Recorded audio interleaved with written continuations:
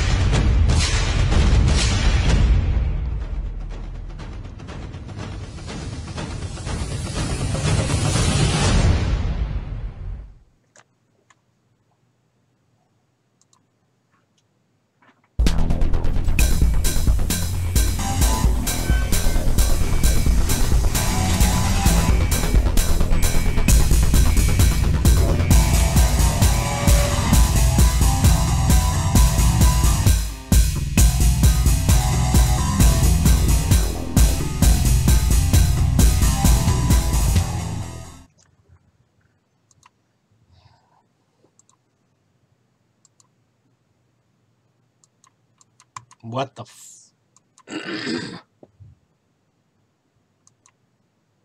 There we go.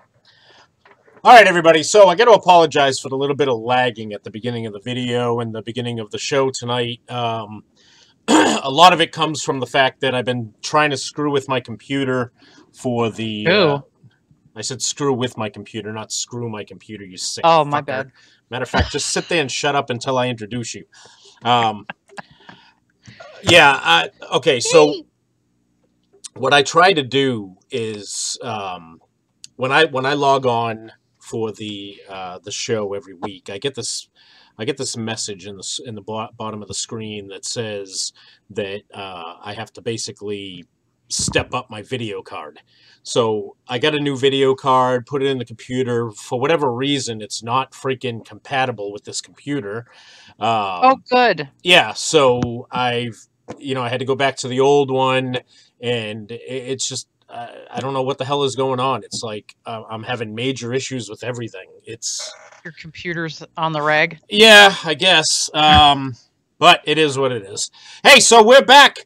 Beginning of 2019, here we are. Happy New Year. Yep, Happy New Year. I am Bulldog, joined as always with my co-host and sometimes friend, Judy. I'm kidding. So we start the show tonight at like 10 of Judy sends me a message and says, I'm having Skype issues. I'm like, you don't fucking say. No way. How could we ever make it through a show without some kind of fucking issue? Oh my god. And it's usually Skype being a hooker. Josh Miller Lunchbox says you didn't check that out before you bought it.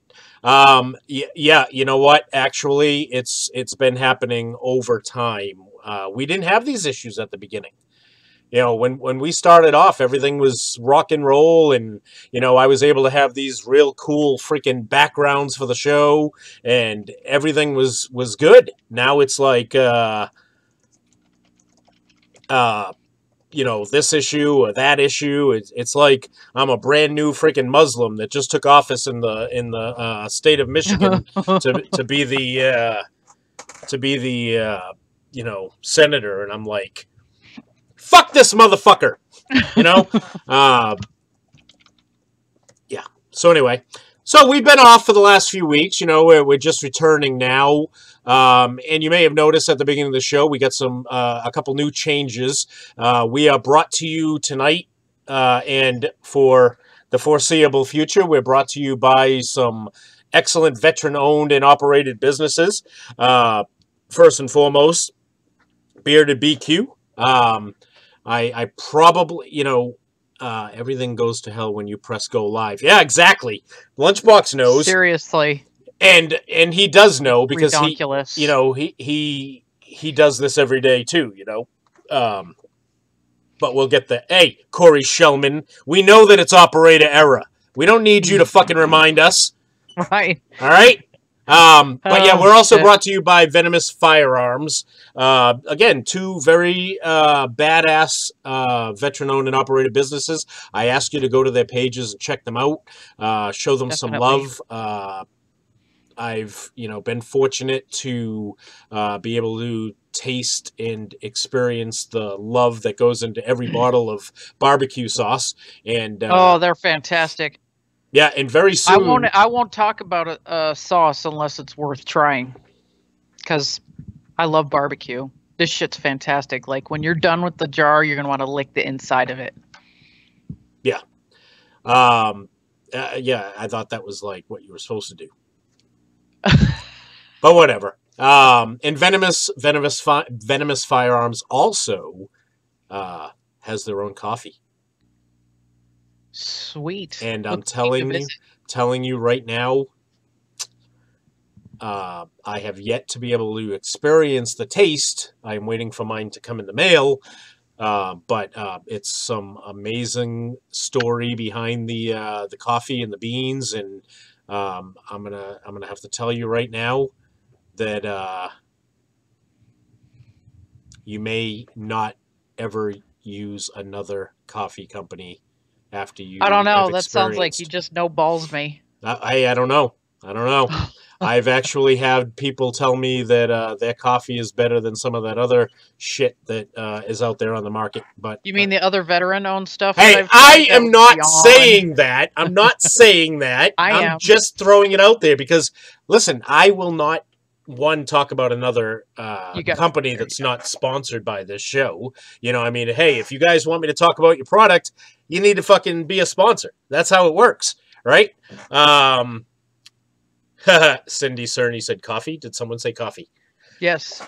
Yes. We got coffee. You want coffee? But yeah, so it's good stuff. And what I gotta say is, and I'm not saying this because I'm trying to beef him up or anything. Felix, the owner of Bearded BQ, is a funny fucking dude.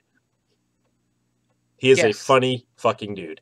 So definitely go check out their pages, please. And So I'm not really sure what's going on here tonight. Can you see this? Jeffrey Jebby says, "What the fuck is going on, everybody?" Hi, Julie and Bulldog. Julie, what the fuck, over? Really? Wow. What is this, Starbucks? Hey, Julie. What it do, Julie? So, like I said, we haven't been on air for the last few weeks. So the question is what have you been doing the last few weeks? What's new and improved in 2019 for one Judy? I don't do New Year's resolutions. If you want to change, you can do that any day of the year. You just gotta find your purpose and move towards it. One foot right in front of the other. So I am moving forward with some things in my personal life that have been on hold for way too long. My holidays were okay. How's that? Well, I tried to make them better. Yes. And you didn't want it. I got to see my kids, and don't blow it off. Where there is a will, there is a way. Yeah. And it was weird. It was my first holiday being single. That was kind of fucking weird. And, decorating was tough because there was a lot of shit that came up when I was opening decorations and, unpacking and stuff. But I made the best of it. Ate way too much. Drank way too much. This one here is all over me because between New Year's weekend and just this past weekend, he actually has seen me less than I've 5 out of the last 7 days. 5 out of the last 7 days I've been gone, visiting friends, hanging out, traveling. Yeah. So he's been all over. He was freaking motor mouth when I came home last night. It was just nonstop meow meow meow when I came home for the first hour. Wow. Hey, Julie. Julie. Julie, listen. Before you say anything else, I want to say hi to some of our listeners. Some new names. Oh, yeah. Some new names I see in here. Let's say hi to Yvonne Kotz Lake, Dean Cerny, Yes, Cal used to work with Klein. her. All right, Julie. Whatever. Shut up. I'm trying to say hi to people. Ray Trueblood, Cindy Cerny, Felix Irving, Jimmy James, Bill Gammon, the cunt from down under, Corey Shellman, who got a shout out a little earlier, Josh Miller, aka Lunchbox. You can check out Lunchbox Lunacy. Does a lot of video game playing, so you should check out his page. Jimmy James, I think I already said that though. Ross Golden, Tom McKee. Shut up till I introduce you. Double chuckle. Do you know him? He was talking about when you were like, because I was commenting before you introduced me, and you were like, "Shut up." No, I know, but do you like him? I mean, do you know him? Whatever the fuck I'm trying to say. Do you know him? Yeah, I've seen him on our shows before. Oh, okay. He's not a friend of yours. Because that was awesome. Nicole St. Laurent. That's a name I have not seen in a long time. Nicole, great to see you here. Don Gay, Lee Colvin, Matthew Ditch. One of his many different Facebook profiles because he keeps getting thrown in jail. One of his profiles that isn't in jail right now. Right. Ronnie Brown, Charles Kilgore. I got to see him again over the holidays. That was pretty cool. He was in town. He's an over the road truck driver, and we hadn't seen each other probably in like 3 years. So that was cool. Wow, that is cool. That is very cool. All right. So hi everybody. Thanks for being here. Make sure you're sharing the show.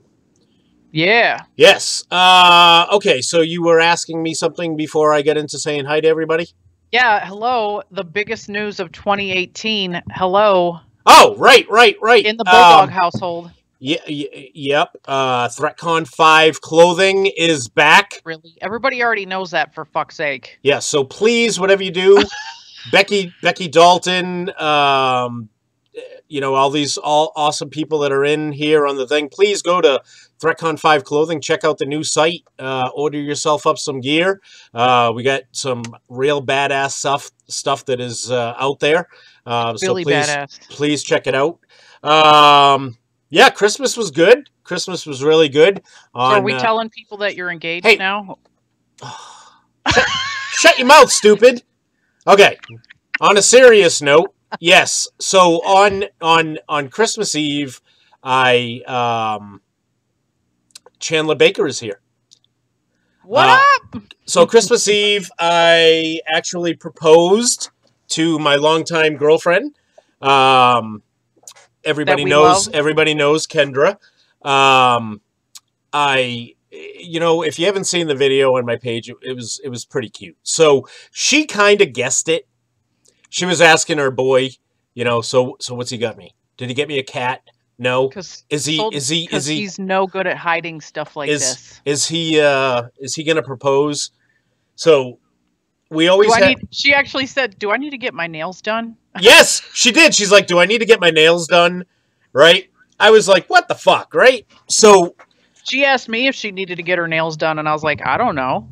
We have this running joke that goes back to the Deadpool movie when he proposes to Vanessa with the ring pop. Yes. Okay, so that's how I did it. I come out with the ring pop, and I said, my crazy matches your crazy, blah, blah, blah, blah, blah. And, so she said something, and I intentionally dropped the ring pop.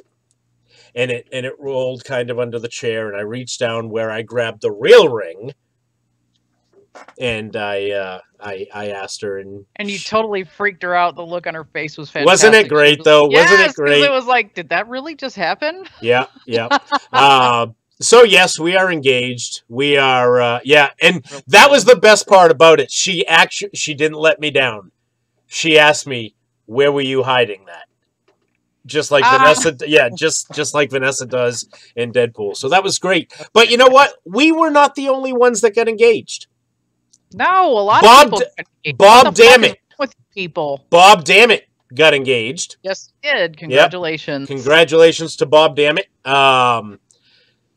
Yeah, so there was a lot of people that got engaged. It was thank you everybody. Thanks for everybody saying congratulations. She's a great woman. I love her to death. Bobby James is here. Good to see you. Dwayne Trull is here. Good to see you. We love when you guys are on here checking us out and, sharing your nights with us, because there are things you could have been doing. You could have been watching that bullshit freaking national championship game. Roll Tide. What is it, like the 4th or 5th time that these two teams have played each other in a championship game? Nobody cares anymore. Yawn. Nobody fucking cares. Roll Tide. What else? Oh, Judy, tonight's show. Oh my God. When I got out of work. Hey, Julie needs to turn her volume up, Dean says. Julie. All right, I can fix that. Maybe if I can. Oh, first off, Skype made me update, and we're none too happy about this. It actually kicked me out. And let me see if I can figure out how to adjust my microphone. Yeah, so anyway, the next thing, right? So my boss calls me up. Hey, William Marshall, how you doing, brother? So my boss calls me up yesterday. He's like, hey, you going to be at work? Nah. And I'm like, yeah, why? He's like, oh, well, we got a new job starting tomorrow. We're not going to go out and finish the deck that we're doing out by the lake, which is kind of cool. I'm always fucking loud, Dean. It's Bulldog. Yeah, I don't give a shit. Fuck it. Okay. So I do what I want. I do what I want. So anyway, so we were supposed to have a freaking, we were supposed to be working out at a lake doing a deck, right? But, we started the job, and as soon as we started the job, it got snowing, it snowed, freezing rain, so we didn't do too much of the outdoor work, right? Well, he gets a new job over the weekend. Mm-hmm. He wants to make sure I'm going to be around today because we're going to do a job. Now, mind you, right. When I woke up this morning and I looked at the temperature, it was 11 degrees. Ugh. Real feel -5. Yay. So was this an indoor or outdoor job? This was an outdoor job. 26 feet off the ground, on a roof. Oh my God. On a barn roof. In the wind. In the wind. We tore out hey, Jeff Wilbur, listen, buddy. We were supposed to do the deck in October, but it snowed. No,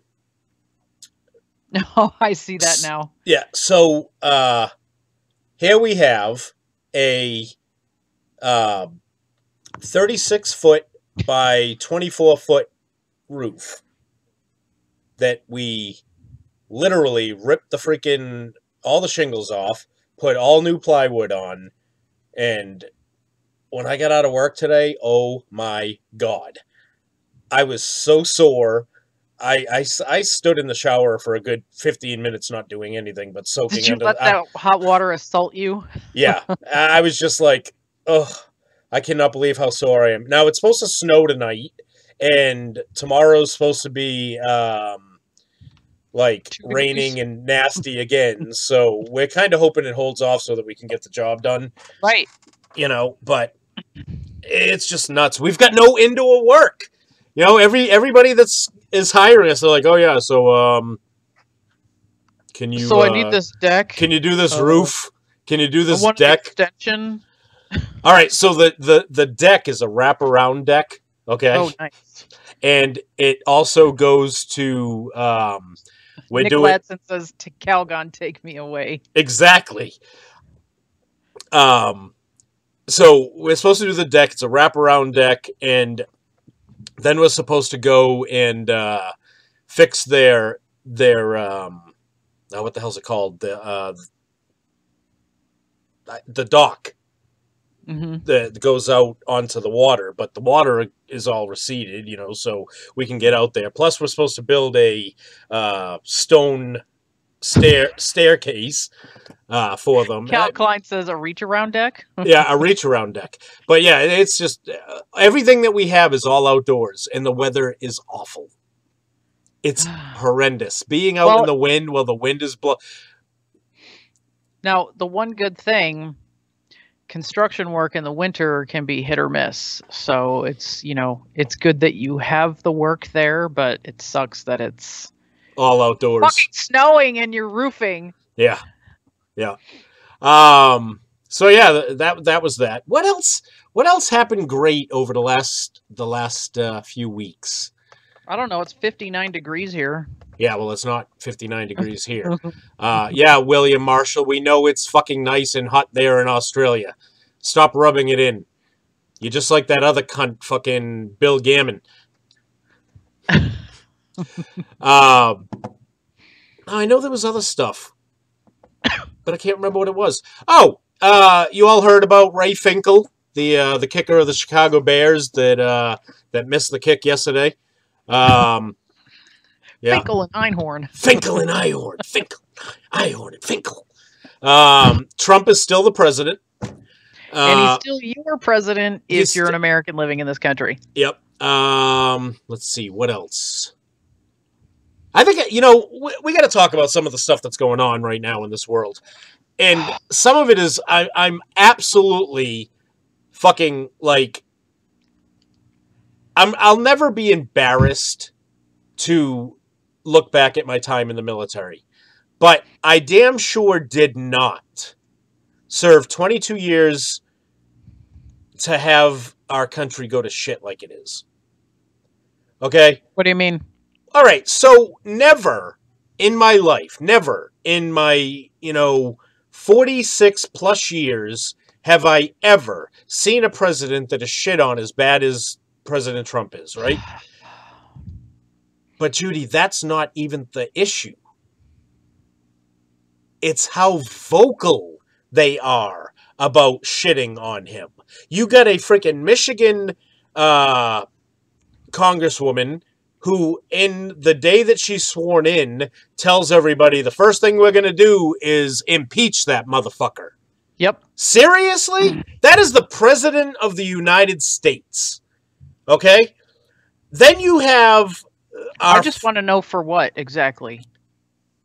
Yeah, well, yeah, that's the other thing. What exactly are you going to impeach him for? But it goes even further, because this woman is making comments about Israel and Palestine. She's a U.S. congresswoman who is standing in front of a Palestinian flag.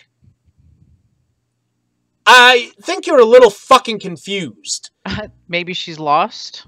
And then you have our favorite targets, Nancy Pelosi and freaking Chuck Schumer, who, did you all see the video of the vet in Oklahoma yet about the vet? I have no idea what you're talking about, Jimmy. The comments that Pelosi is making, I'm basically equivalent to the president. No, actually, you're not. Yeah. You're actually not equivalent to the president. The president would have to die. The VP would have to die. And then you might be considered for a position. That does not make you fucking equivalent. Now, the one thing that I have to put out here that I'm really tired of seeing people talk about is whether or not a couple of these congresswomen have sworn in on the Quran. All right. First, let's spit this out. Whether you like what I'm about to say or not, there is nothing that says they have to swear in on the Bible. Nothing. Okay? Right. Andrew Jackson swore on a law book. Okay? I believe John Adams swore in on a law book. Okay? There is nothing that says you have to swear in on a Bible. All right? So the whole whether or not they swore in on the Quran, one, you know what? It doesn't fucking matter. But it is kind of disrespectful if you think about it, because of the stuff that is written in the Quran about how people will be, dealt with if they don't follow the word of Allah or whatever. Hey, listen, you could shoot me all down as much as you want. You can take me off the air, Facebook. I don't give a fuck. You know, any god that is all about little boys is not a god I want to follow. But hey, that's neither here nor there, right? But you know what I want to tell you too? I want to tell you about disabled. Oh, okay. No, I have not seen that video. I will watch it after the show, though, Jimmy.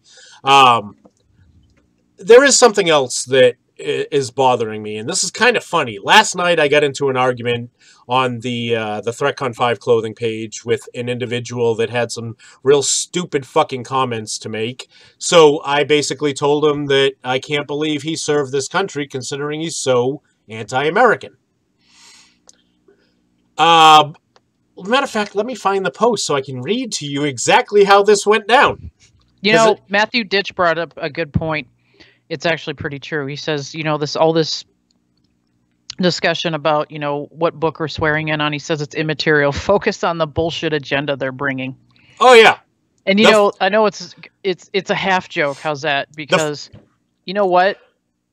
It's... The first 3 bills introduced by the House of Democrats, okay, was to impeach the president, ban the Electoral College, and provide $54 million in foreign aid. Nothing on health care, nothing for our safety, nothing for anything. Okay? So, I mean, if they really want to get into, you know, this and that, blah, blah, blah, blah, blah crap. They're not going for pay raises already? For themselves?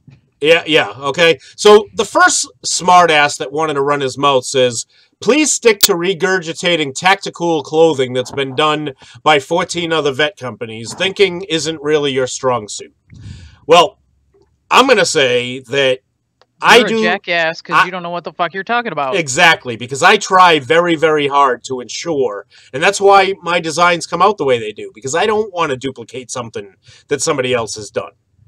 Okay, so that kind of pissed me off. But then this other guy decides that he wants to chime in with his stupidity, and he says, where the hell is it? Right here. Niall Byrne. LOL full of shit. Now, the meme was, Trump said Mexico would pay for the wall. Any idiot that believes that he actually meant Mexico was going to write a fucking check needs to just fucking put their head in the sand, because they probably... Go back to your bridge that you lived under.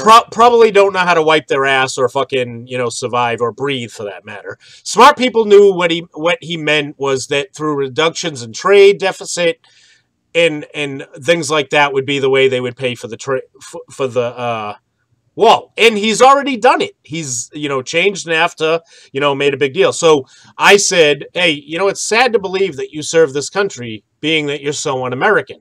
And what I meant by that was very clear. You serve this country, and your oath says that you will serve, that you will protect, obey, defend the Constitution against all enemies, foreign and domestic. Well, building a wall protects our countries from enemies, correct? So, yes. The first guy chimes in and kind of, you know, throws jokes at the original poster, which I'm going to leave alone. But then he says, it's sad when snowflakes can't take criticism about their president, and if you ever want to question my patriotism, feel free to private message me so we can find a time to meet up and discuss this face to face. I'm not too far away from you. I said, okay, sounds good. Message sent. He says, good. Jeff Jebby knows what the post I'm referring to, because he actually commented on it as well. But so I replied to the guy, and I told him, I said, hold on, I want you to hear what I said, because it was quite comical. His response is really what made my fucking day yesterday. I'm sorry, I'm not some punk bitch that's going to let somebody, you know, kind of call me out. So I replied and I said, when and where you want to meet? I would love to discuss this with you. He said, I'm glad you're not a typical snowflake. I'm going to be up near Boston soon. I'll make sure I'll message you when I'm up there so we can discuss the matter of my patriotism. I said, sounds good. Sounds good. Now, what How much money you want to make a bet that I never hear from this guy again? $11. This is this is what bothers me the most about what's going on in this country. We have so many men and women who have served this country that are bad-mouthing the president day in and day out. Now, hey. And they're concerned with such petty shit at the same time. It's most of it is not anything of substance. Exactly. That was where I was going with this. You know, look I had problems with some of the things that Obama did. Okay? I had problems with things that Obama said. But I waited until I was out of the service before I ever said anything negative. Okay? And I also made sure that for the most part, I was reserved on how completely disrespectful I got. Okay? But there are people that if you look at him and you weigh some of the things that he did for this country, they were 100% against what the ideals of this country are supposed to be. We don't negotiate with terrorists, okay? So you damn sure don't send $450 fucking billion to Iran for a bunch of Navy pukes that couldn't find their way out of a fucking paper bag. And yes, I said that on purpose to fuck with the Navy guys. You don't exchange fucking, prisoners to get fucking a deserter away, okay? So, in the Affordable Care Act, the Obamacare, okay? First of all, the minute that government gets involved in something that's supposed to be for the people, you're destined to just be fucking... Yeah, you're fucked. You're fucked, talking okay? about people who are multimillionaires making decisions for the peasants down here. Now you have a president who is willing to keep the government shutdown going because he will not give in. Okay, he will not give in to the idea of our country being safe. And you have these guys that are running their fucking mouths. Oh, he's so bad. Oh, he did this and he done that and he's... we can all hate the Republicans right now for this, but Nancy Pelosi said it first. She was the first fucking one when we were staring down the barrel of this most recent shutdown. She was the first fucking one to just throw it out there like a petulant child throwing a temper tantrum that I'll just shut down the government. And my very first thought when I heard that on the fucking news was, you are out of touch with your fucking constituents. Yeah, Nick Ladson just said it best, and I'm glad he brought it up. Nancy Pelosi was the one that said you have to pass Obamacare to see what's in it. Now, the first day they come back, they approve a $12 billion $12 billion legislation they send to the Senate in order to provide funding for foreign aid. The president is asking for $5 billion to build a wall. He had Border Patrol agents come and say, listen, a wall will help, because in the areas where a wall is already standing, the illegal activity at those points is down 92% since the wall's been built. Okay? They go through an entire briefing, and what does Nancy Pelosi come out with? I reject your facts. I reject your facts. The thing that bothers me the most about Nancy Pelosi and Chuck Schumer and Maxine Waters, Cory Booker, all these fucking sad, pathetic excuses for Americans is they're also the first ones to go in the defensive when something gets called out on them. None of them want to apologize to Justice Kavanaugh for the things that they said about him. None of them want to admit that they are out of touch with reality when it comes to how long they need to be in freaking office. And I'm glad, and it's going to get shot down. But, Ted Cruz and another Republican senator just introduced legislation to put restrictions on the amount of time congressmen can serve. Thank God. Did you see this? It'll get shot down. It'll get shot down because they're not going to vote for that. Yeah, that's true. These are organization. This is an organization where the members of this organization come in and they grab onto a seat that they don't want to give up. Okay, they they join the position as just a regular citizen. Okay, they make $174,000 a year, yet some of them are worth $5 billion. Millions. Yes, millions and millions. Yep. So, you have to ask yourself, where is this money coming from? Okay, where is the money coming from? Why do you have individuals like the Clintons who,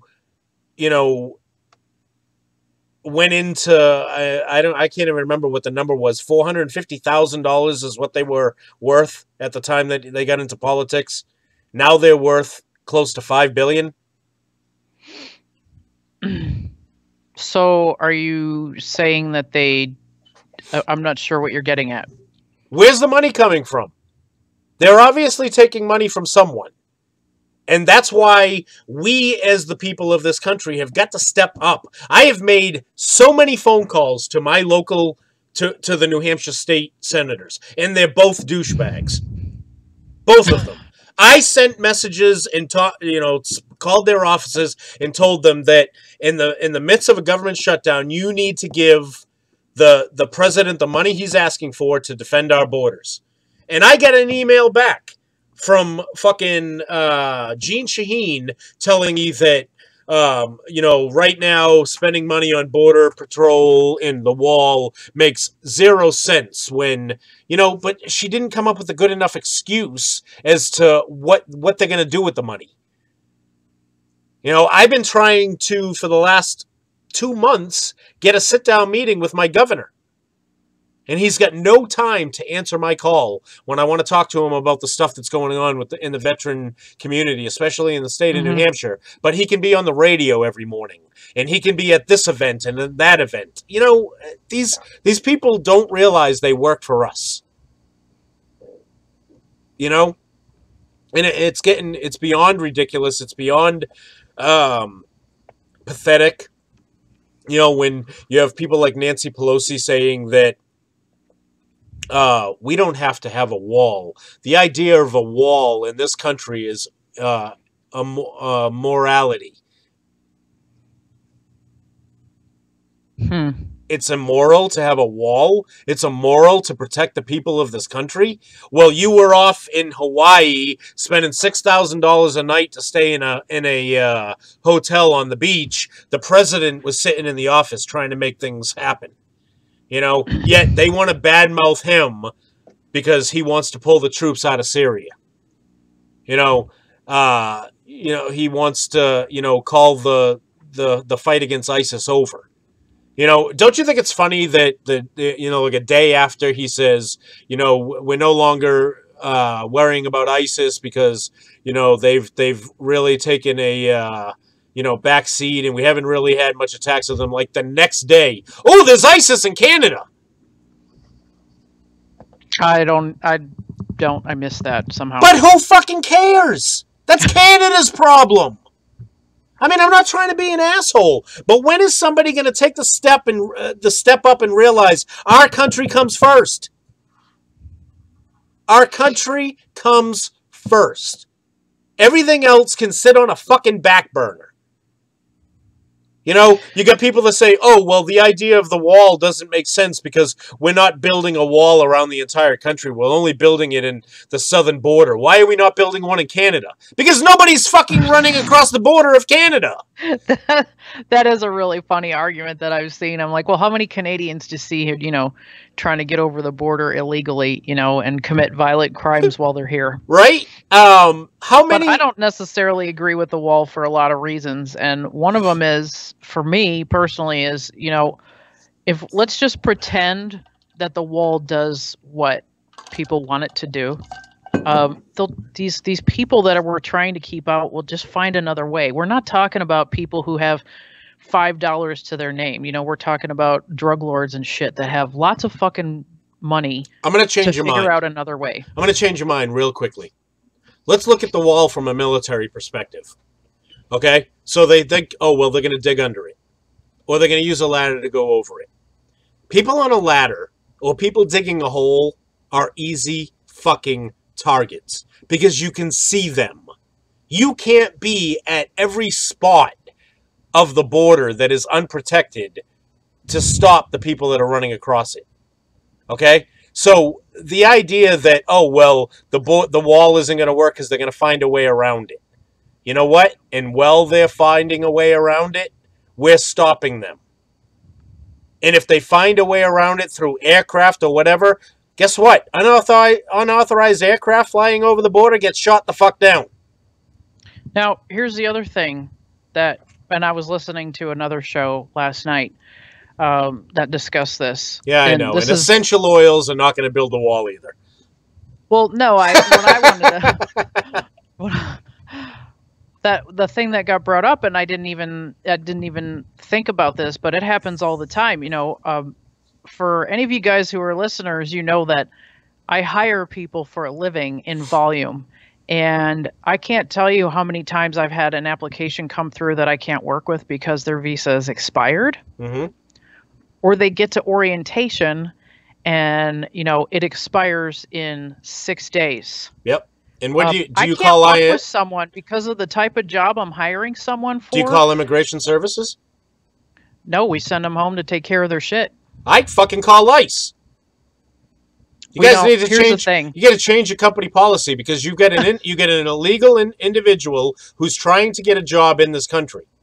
Well, and here's the thing: some of these guys actually have like legitimate tracked conversations where they're trying to get appointments to get in, and ICE is so fucking backed up that these guys, you know, end up with these expired or near, you know, like I said. Did they just expire? Did they expire? They expired like 6 days ago. That's what you're telling me? No. I'm saying I've had guys come in for orientation. No. You're missing my point. They just expired like a week ago. We've had some that have very recently expired. Okay. Yes. How long is their visa? I don't remember. Normally 3 years. Mm-hmm. In 3 fucking years, they couldn't get their stuff done. Bullshit. I call bullshit. If an individual truly wants to be here... start the renewal process the minute you have a visa in the hand. No, but why are they here? To become citizens. We're not talking about people who legitimately don't give a fuck. These are people who actually care about doing the right thing. And in 3 years, they couldn't do the right thing to become a citizen. Yes, there are people who are fucked over and don't get their renewals in time. It happens all the fucking time. And we're going to deport these individuals? Yep. It's fucking stupid. If we're at fault, we should not be sending them back over the border. How are we at fault? If they have started the procedure when they're supposed to and their shit isn't getting finished, like we've seen, because they'll have a lot of these people know that they're going to get fucked. All right, can I ask you a question? And I'm looking, Judy, God, Judy, this is why I don't want to talk to you about this kind of shit, because I'm never allowed to finish a fucking sentence. But I love you to death. But I'm going to ask you this question seriously. How many times in the military did something not get done for you that you literally had to walk to fucking S1, stand in front of their face until they made something happen? All the fucking time. Then why can't these people do it? We're not talking about walking up to But yes, we are. But yes, we are. We're talking about people who know the process and wait till it's too late in order to get their shit done. Yes, we should send them back. They are a fucking strain on the economy of this country. Okay, look what's happening right now. The government shutdown is going to affect food stamps. Guess what? I don't give a fuck. Maybe they should get a fucking job. There are more people in the welfare system that we just added 312,000 new jobs in December. You got to tell, oh, well, I can't get a job. Where are you fucking looking? Yeah, I don't disagree with you. But it's the same thing. No, it's not the same thing. It is the same thing. How many of these people who don't want to work and people who are legitimately trying to keep their jobs by keeping their fucking visas up to date are two separate fucking arguments. And You're what were comparing apples and oranges? Okay. We're not, though. We are. You have seen people yourself who want to sponge off the fucking welfare system, and the people I'm talking about, once they're standing at my fucking doorstep of my office, they're not those guys. What is their visa for? I don't know what you're getting at. Yeah, it'll make sense. What is their visa for? So they have the right to work here. Then why don't they already have a job? Okay. Do you get my point? Now their visa is expired and they're trying to get a job. Why did they not already have one? They've been here for all this time. Now, oh, well, my visa's expired and I can't have a job. A corporation that has hired an individual to fulfill a duty knows that that visa is going to expire. And you don't think a corporation can put pressure on ICE or immigration services? I'm not talking about hiring some fucking schlep off the street. These are people who usually have jobs and are transitioning to a new one. I'm not just talking about some guy who went down to a fucking homeless shelter and said, "Oh, you're an immigrant? You should come to my orientation even if your visa's about to expire." I'm talking about people who are legitimately employed. And honestly, a lot of them have better fucking work histories than the guys born and bred in this fucking country. Yes, I've been doing this job for 6 fucking years. Okay. Well, I'm going to tell you what I'm going to do. Nick Ladson said, "Bulldog, you mean day late, dollar short?" Yeah. I understand what you're saying, and I don't disagree with your point of view. Why? Because we can do this all day, and we're never going to get mad at each other. But I'm going to I do want to punch you in the face right now. I'll punch you back. I don't give a fuck. David's, Cy just said it best. Ignorance is no excuse. Most of these people came here with the idea that they wanted to work. Right. Okay? How long is their visa good for? 3 years. I think it's 3 years. I'm not exactly 100% sure. Okay, So, I think it's 36 months. The recommendation to get it renewed, because I just looked it up, is 3 to 8 months prior. And if your visa expires in 3 years, why do you need to start working on a renewal at the fucking 2-year mark? That's ridiculous. And that is where I'm going with this. If you truly wanted to be here, why would you wait until it was expiring? Some of these guys do not wait, though. That's my fucking point. Really? Yes. So they got here week one. Communication process early enough with all of the fucking paperwork, and they still get fucked. Because I swear to God, I could sit here and we could string together a bunch of fucking stories of people that I have tried to hire, or it's happened at other companies where they've had to turn down job offers and then come to my company because that job offer got turned off already. So several months later, they finally get their shit renewed. I could fucking string together a bunch of stories, and we're going to call it Bureaucracy Gone Wild. It's ridiculous how bad these guys get fucked over. I mean, guys, the people that, it's men and women, of course, but they really do get fucked. Well, you know what? We're going to have to agree to disagree on this one.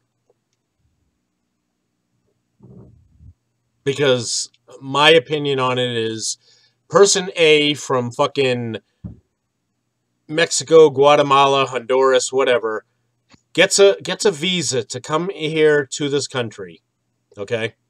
And it is approved.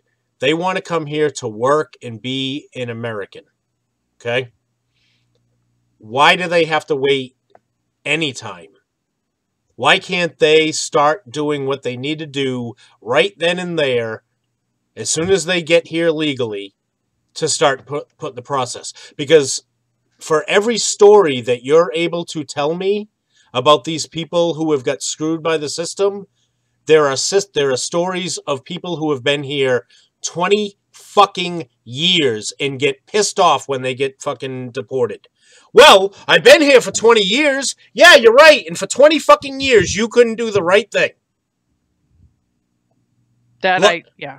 Okay? So if you're here that long and you haven't, if you're not being, a productive member of society, you can get the fuck out. Okay, but then, Judy, I could say that about our lazy asses sponging off of welfare. And I agree, they're no better. Okay, but the point is that the majority of the people who are here illegally overstated visas. Visas that expired 10, 15 fucking years ago. And they think they have the right to be here. They've been hiding under the system. 2015, the IRS was giving these people fucking returns with no social security numbers. I mean, come on. You know, I get it. There are people that want to do the right things. And if ICE or Immigration Services is doing them wrong, then shame on Immigration Services. But I'm telling you, those people are the minority. And I don't mean that by them being the minorities that are here illegally. I'm saying I think the ones that are being screwed by Immigration Services are the minority. I don't think it happens as often as we are led to believe. I think that Immigration Service right now, especially under this administration, is probably the most important aspect of anything going on in this country. So I would guess ICE has to be on it. But you know what? I think we beat up this topic long enough. The horse is dead. Oh, the horse ain't ever going to die, unfortunately. On this show it is.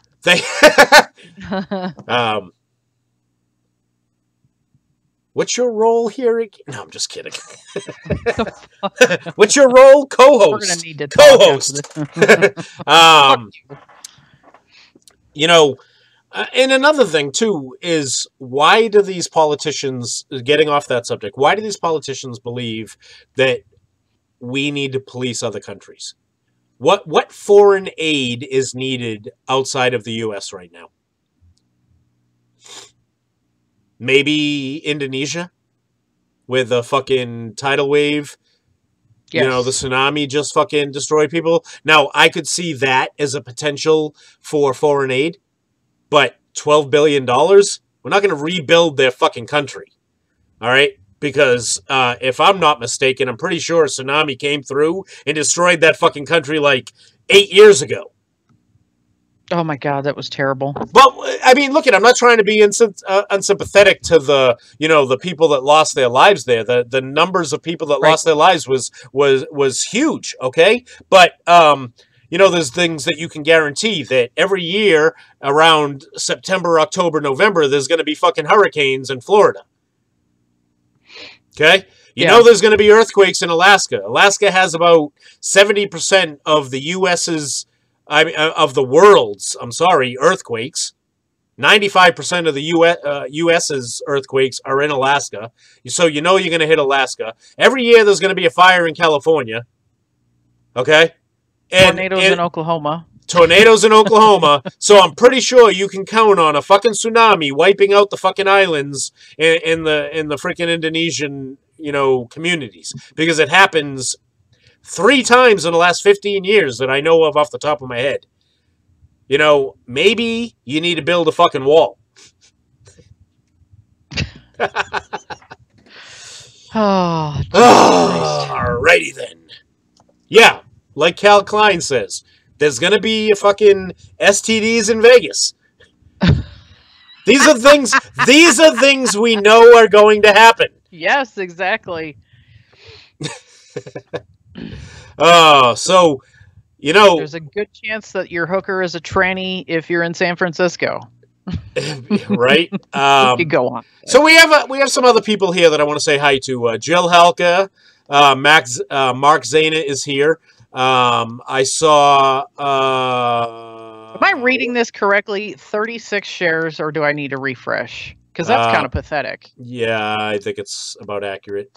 I saw Patrick Lang is here. It's a name I have not seen in a little while. Yeah. Frank Urban is here. Cy is here. Good to see you all. Thank you for tuning in. Please make sure you're skipping the Roll Tide football. Yep. Hey, Cy said it best. Game's on.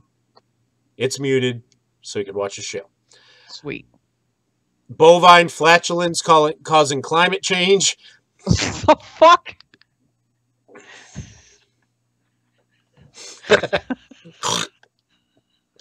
Oh, boy. Snort of the evening. All right. Oh, hey, listen, shit. so we are not going to open the phone lines tonight, and the reason why is I'm pretty sure that We don't you people.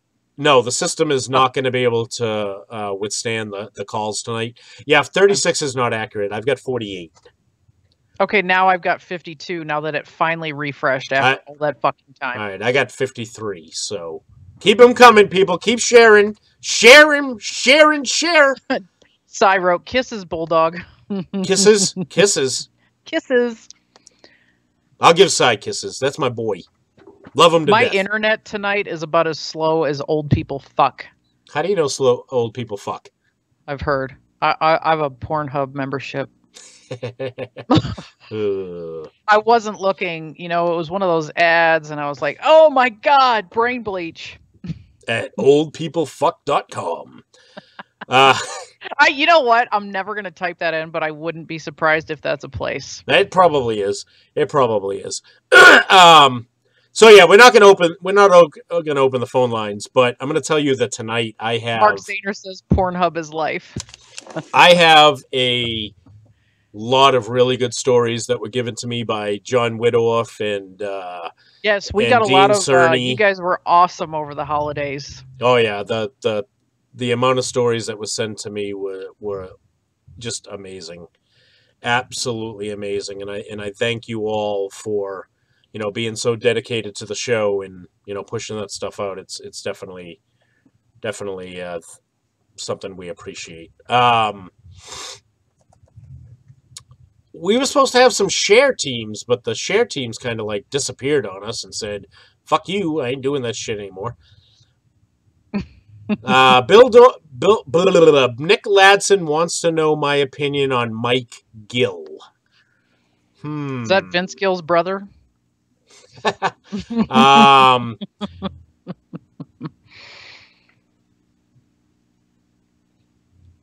Commerce Secretary. Oh, that's who Mike Gill is? Yeah, in Maryland, yes. Are we supposed to have an opinion on this guy? Yeah, what's he doing? I don't know. Nope, oldpeoplefuck.com is for sale as a domain though. Frank Urban checked for us. We appreciate that. The Democrats pledged to paralyze Senate. I'm confused. Anyways. Yeah. Hey, look, there's the future Mrs. Bulldog just joined us. Well, she's been here. Oh, really? Yeah. Well, I just got the notification. Whatever. Stupids. Stupid fucking Facebook. Yeah, where's Tuffy? People want to know where Tuffy is. He was here. I guess he got tired of my bullshit, which is weird because when I got home from my out-of-town trip yesterday, I literally, for the first hour, he was like, I called him Motor Mouth at one point because he was just meow, meow, meow, meow, meow, like telling on me or so. I don't know. Oh, well, you left him for a couple days, right? Yes. And I was gone. So I was gone last week, Sunday through Wednesday. I came home, worked Thursday, Friday, left Saturday morning to go out of town, came home last night. So Nick Ladson says that he had a problem with Gene Shaheen. Yeah, you know what? I'll have to look it up, Nick. I can't give you an opinion because I honestly have no idea who that is. If there's... Listen, I'm going to throw this out there. If there are things that you'd like for us to talk about or give opinions on... Duke it over. Send messages to the page and, we'll make sure we put it in the queue of things to talk about. I mean, we have nothing better to do with, the 7 days of our lives in between freaking the shows to cater to everything you guys want us to talk about. I'm kidding. Yeah, we would love to actually talk about stuff. I mean, it'd be good because it'd give you an idea that we actually care about you. Yes. All right, Nick. We actually don't, but you keep thinking that. Cerny says Julie's big back black pussy. Everyone. No, I'm just kidding. No, I think that'd be cool. So in the future, that is something. If you want our opinions on things, please by all means send message to the page and we'll get it out there. Okay. I just saw Mike Meredith here and he said good night. First time I seen him, he's already saying good night. Okay. Jeffrey Longjeppy wants to know who can walk in high heels better. Who, me or you? Me. This guy right here. You ain't ever going to get me in high heels. I don't know. I think some people would pay to see that just to laugh at you. Yeah. Well, Mark Zana wants to discuss my pegging lifestyle. Some things I don't discuss with people, especially people like you, Mark. It's getting weird in here. I know, right?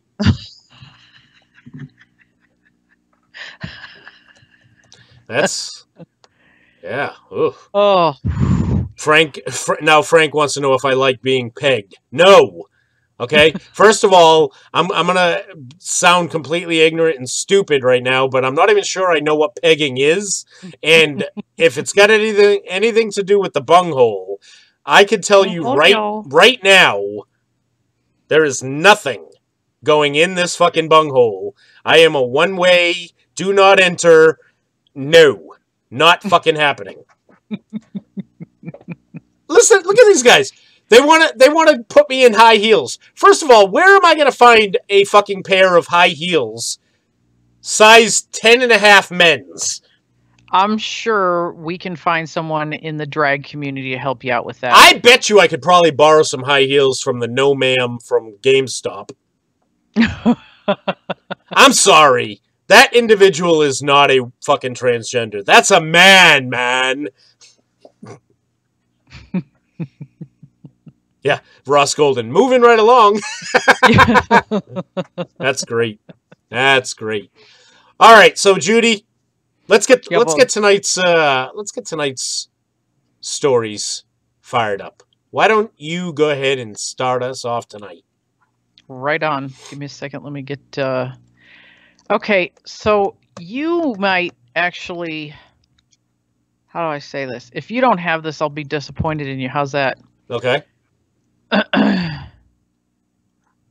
Give me just a second. I'm trying to get this loaded up. So, there is a restaurant in Keene, New Hampshire that has been asked to take down its business name sign because of the way it sounds. Oh. Have you heard about this? Yes, I have. It's fantastic. So it is a, it's, if you're familiar with Vietnamese food, it's soup called pho. So they named the restaurant Pho. Of course, if you're not really sure about Vietnamese, this specific word, it looks, and they added the city name to it, so it looks like Pho Keene. Great. But the soup is pronounced pho, so it comes out fucking great. So the city manager has asked the business owner, Isabel Jolie, that the sign be removed because it could be seen as offensive, and she didn't get the correct permission. So apparently you can get permission to be offensive in Keene. Bulldog, can you attest to this? Yeah, there's a lot of offensive shit in Keene. The company that, has those two letters is in Keene. Oh! Tons of offensive shit there. Oh, yes. The company that we shall not speak of. Yeah. In comments made to NBC Connecticut, they said, I contacted Isabel, the restaurant operator, and asked her to take down the sign. The lease that she has with the city requires that she gets permission from the city before putting up any sort of signage, posters, or lettering, anything that would be seen from the exterior of the building. See, this is my problem with this, though. What's that? Did they not get a business license? I'm sure they did. Well, they had to have, but they probably did not get the permission to post the sign. I'm guessing. I don't know. So what's your point on this, or what's your take on this? Well, I don't understand how this could be a surprise to them about the name of the company being outside the door. I mean, you rented the property, you had to put a business license on it, had to be approved by the state. So I'm reading this article. So the city manager has deemed the business name as offensive, and a permanent sign with our business name will not be allowed. Really? So the sign that's in the window as it's being built is a temporary sign and was requested that they take it down due to the city manager's opinion that it is an offensive name and a contract violation as it relates to city ordinance.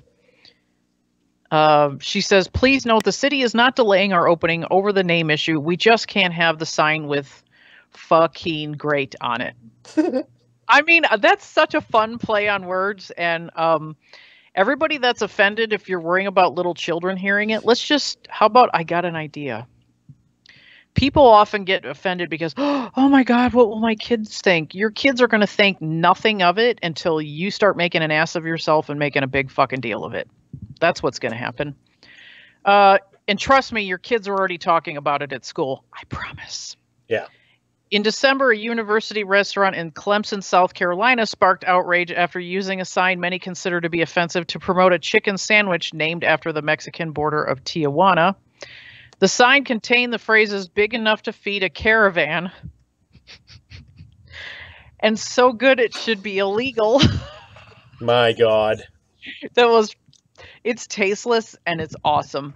And the last word was underlined. The word illegal was underlined in that one. So yeah, apparently you're not allowed to name your business something, have a play on words and have it be something offensive. Fucking dumb. It is. But fucking dumb.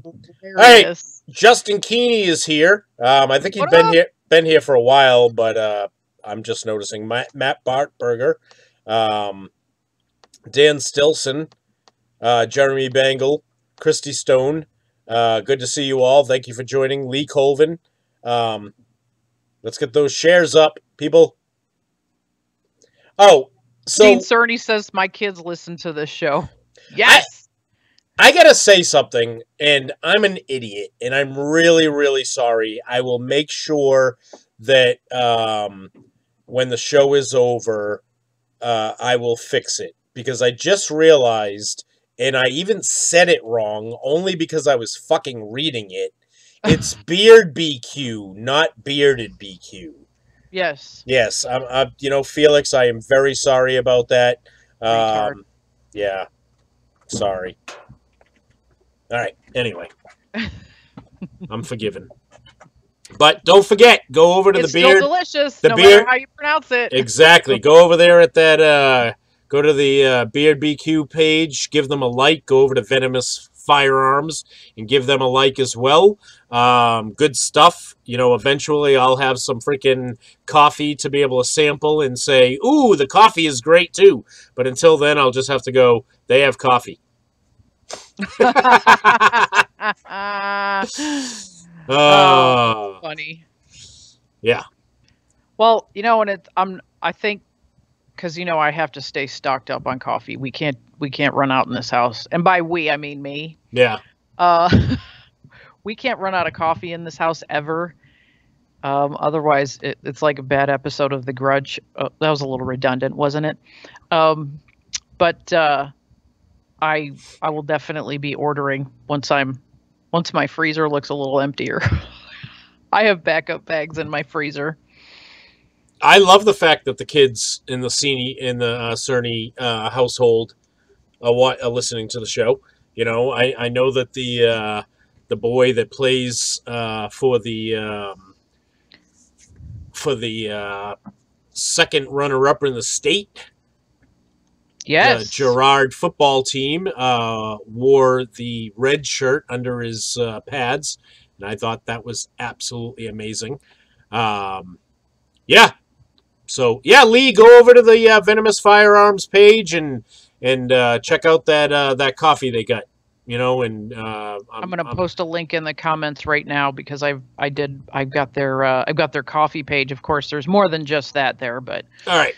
So while we're doing that, Dean Cerny sent me a story, and I think this is fucking hilarious. Comes from Warren, Ohio, where 2 people are behind bars after Warren police were called out. In Ohio? Warren, Ohio. Outstanding. Yes.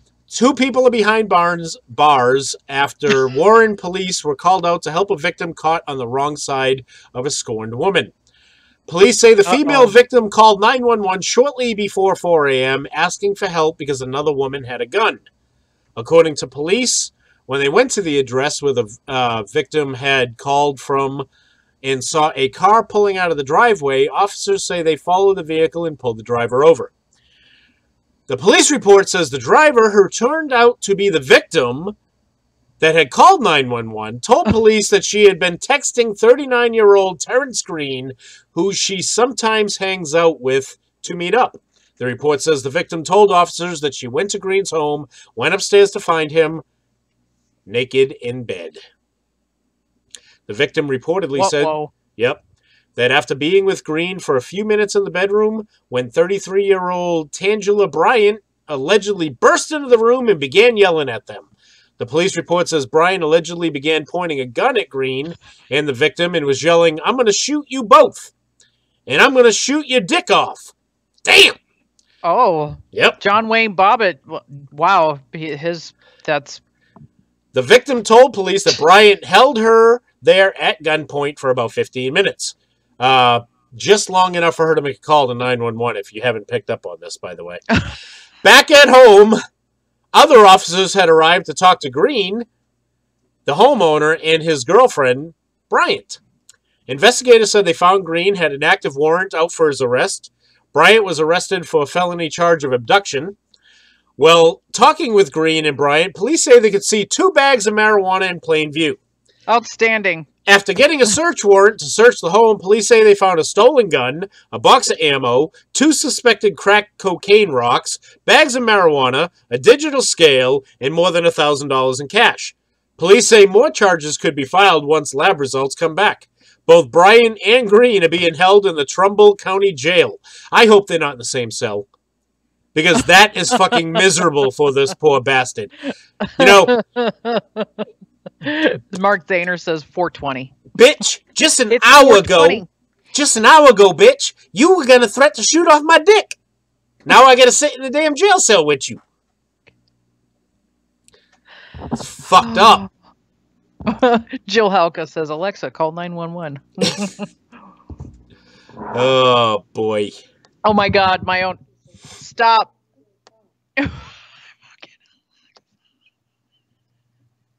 My Echo Dot started talking to me. Oh, Jesus. Oh, because you said Alexa? Yep. You can't change the bitch's name. What am I supposed to do? Oh. All right. Moving right along. Moving right along. You know, Bulldog. I don't know. I'm starting to think that occasionally our favorite state is moving north when we have all these damn stories from Ohio. Yeah, I know. There's not as many from Florida anymore. But I got a good one from our favorite state, but I'm starting to think, this whole Ohio thing, Floridians, maybe it's snowbirds, so the stories will start picking up now that it's winter. The stories will start picking up in Florida. I don't know. Just a theory. This is fantastic. West Palm Beach, Florida.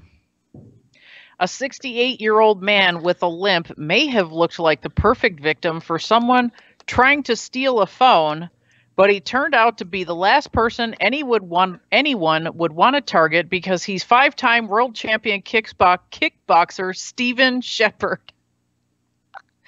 He says, I was the world champion in 5 weight divisions. My claim to fame is I beat the guy who knocked out Mike Tyson. Yeah, and somebody decided to rob this fucker. Whoa, wait a minute. Buster Douglas? He knocked out Buster Douglas? Apparently. I didn't know Buster Douglas was doing fighting anymore. Well, this was probably 150 years ago, Bulldog. What's this guy's name? Some king guy? What's his name? Steve Shepard. Steve Shepard. Oh, yeah, he really is a kickboxer. Yes. Go figure. He says, like out of everybody you choose a world champion kickboxer, said Sean Singer, manager at Wonderland. despite wearing a t-shirt that says 5-time world champion Steve Shepard's Palm Beach Kickbox Super Fit emblazoned on the back and his famed one punch on the front. Wow. Shepard Talk about a guy that's all about himself, huh? Jesus. Well, he has his own gym. I mean, wouldn't you? I mean, come on, Mr. About Yourself. You wear Threatcon 5 clothing gear all the time, don't you? Yeah. Crickets. Nobody else buys it. What the fuck, Over? I'm just kidding. Now that I'm a poor person, I unfortunately cannot own all of. I'm just kidding. All right. So yeah, he had all of this shit emblazoned on his shirt and his famed one punch on the front. He says he believes he may have appeared like he'd be an easy target because he recently pulled a muscle in his leg and is currently walking with a limp. So the guy's 68 walking with a limp. He probably looked, oh, look at this fucking old guy. While walking through the parking lot of Interstate 95 Plaza off of Okeechobee Boulevard after eating tacos. Did he really ruin, the burglar really ruined Taco Day? That's not cool. Not cool at all. At Anita's Mexican restaurant late afternoon. Throw that guy in jail and throw away the key. I know, right? Don't fuck with my tacos, bitch. He suddenly got hit. Shepard says he hit me from behind in the eye. It was all bloody, much worse than this, and it buckled my knees. Yeah, a sucker punch will get you, but that's about as far as you're probably going to get with a guy like him. Dean said, Julie's T5 shit is on loan. Aw, this Julie thing ain't going away anytime soon. No, but it's not funny. It's kind of like moving right along. Shepard said the man started demanding his phone. The guy says, give me your effing phone. Give me your effing phone. I'm pretty sure it was probably like, give me your fucking phone. He said that 3 or 4 times. He was very upset. Instinct took over and Shepard started throwing punches. Bulldog, would you have paid to watch this? I would have. Just to see this guy fucking hand this fucker his ass. He says, I'm sure I broke ribs. I could hear it almost. I hit him with what's called a right cross as he was still coming at me. Oh, a right cross. Never heard one of those before. Yeah. When I came outside, well, not everybody's into that terminology. When I came outside, Stephen had him on the car, Seeger said. The man ended up on the ground, but managed to get up and run away, Shepard and witnesses said. What he learned was he picked the wrong guy, Shepard said. I kind of feel sorry for him. I would. Carl Klein said, you don't talk about Fight Club. Yeah, right? Shh. Shepard typically reserves his punches these days for training at a kickboxing super fit, the gym he opened in West Palm Beach on Dixie Highway. There's your little plug for your business. With his brother Ed Shepard, a nutritionist and conditioning specialist. Shepard had his last professional fight in 2000, up until this one, when he turned 50 and aged out of the profession, but he's hoping to fight again this upcoming year to become the oldest person to ever be in a professional fight. PBSO responded to the scene late Thursday afternoon, according to witnesses. We're still awaiting information from PBSO about the investigation.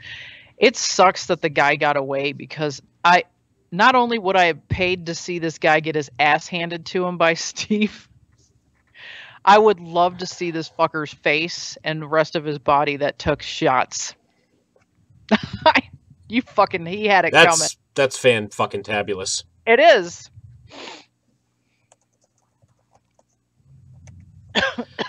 Oh, wow. Okay. Cindy Cerny says, Dean Cerny just snorted LMAO. Thanks, Julie. Yeah, I kind of saw that too.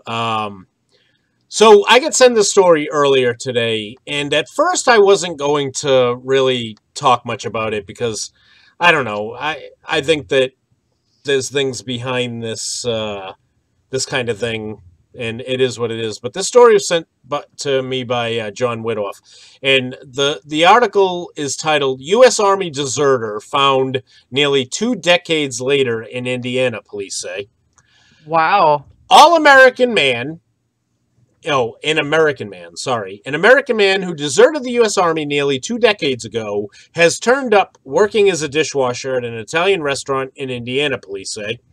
Robert Eugene Brobeck cover was blown late last week after voluntarily walking into the Clinton Police Department and talking to officers due to a scuffle he had with a coworker the day after Christmas. He worked jobs and things where he was paid in cash. Larry Keller, dispatcher and records clerk for the Clinton Police Department, told the Indianapolis Star. Nothing that ever required a social security number. He lived in a low-rent apartment. He walked everywhere and never had a driver's license. He was really... I would know why. He was no trouble. But during conversations with police, the 46-year-old gave them the name Robert Eugene Bowman, an alias that returned no match in their databases. Broadbeck eventually gave them his real identity after he learned they were preparing to arrest him for providing false information, the Indianapolis Star reported. A search of his past uncovered that he was wanted in Texas for dodging police and failing to appear in court, and that he had deserted the Army in 2000. It added, although details of that alleged action weren't immediately available. He's being held at the Vermilion County Jail on Thursday while waiting to be transferred into the custody of the U.S. Marshal Service, according to the Indianapolis Star. Now, we all know what's going to happen. He's going to get to wherever he was supposed to, finish his enlistment time at, and they're going to basically process him and give him an other than honorable, and he's going to be able to walk away, right? And nothing's ever going to really happen to him. My question is this. Why would you desert in 2000? What do you mean? Nothing was I don't going know why on. you would desert at all. Yeah, you're right. It was completely fucking silent. Nothing was going on. I mean, did he have inside information that in 2001 we were going to be, I don't know. I mean, why would why would you desert during a time of peace? Can't handle the waking up at 5:30 in the morning for PT? I don't know, NJP coming? I don't know. Could he Marshal? Could he not hear, could he not see him, those field exercises were way too bad? Was he not making tape? What maybe the fuck? Maybe he didn't like the Army way of taking it in the ass anymore. Who knows? Whoa. That's the Navy. That's the Navy. I don't know. I just can't, I can't understand it. Now, I think, I remember there was a guy in extra duty who had gone AWOL for 9 years. He got caught and brought back to drum after applying for a VA home loan. I don't remember that one, Wilbur. Was I there at the time? I don't remember that. I do remember we had a guy, when I was stationed up at Fort Wainwright, we had a guy that went AWOL like every 2 weeks. Mm-hmm. He'd, wait a minute, absent without leave, after 24 hours, your failure to report. Right. After, how many days is it? 30 before you're AWOL, 30, right? Yes. Yeah. I don't know. All I know is that this guy, every time they'd find him and brought him back, he'd go AWOL again. I'm like, just process the fucking guy out. Yeah, seriously. But I don't understand why anybody... Well, the Air Force had a similar case. I don't know if you remember. We actually talked about this over the summer. The Air Force had a 35-year deserter that they caught in summertime. Huh. Yeah. I don't get it. I just don't... He deserted in 83. Well, maybe he was afraid to go to Grenada. Well, maybe he didn't like his hotel when he was deployed. Yeah, maybe they didn't give him fucking turn-down service. Who knows? Fucking Air Force. How do you go fucking desert from the Air Force? I don't know. When you think of deserting from the Air Force, you're thinking literally about fucking... Easy for you to say.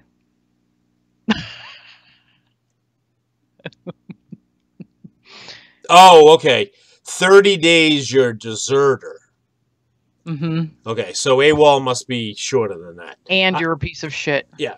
But the thing is that I can't understand why anybody, would desert from the Air Force. When you think about desert in the Air Force, you're thinking about like fucking cherry pie. Or a fucking, a beautiful cupcake and, shit like that was served on, a gold fucking plate and left for you after you did your You're like, that sounds good. I can't help it if I join the better branch of service. And Wilbur, no, you do not know who I'm talking about. You don't. You were not stationed with me in Fort Wainwright, Alaska in 1993. Matter of fact, I'm pretty sure you were probably in like the 4th grade in 1993. Or not even. Well, anyway, moving right along. AWOL is under 30 days. As soon as you hit 30 days, you're a deserter. Wow. I Googled it. It's been so long. I've slept a couple times since the last time I read that. So yeah, I'm glad. Thanks for helping us brush up, audience. Yep. Felix Irvin says some people can't handle 5-star room service. Yeah, or maybe it's not good enough once you've been around it for a while. Yeah, hey, you never know. You never know. Dean Cerny, fuck, dude, we were lucky to get food that was recognizable. I remember getting... All right, moving right along. Yeah.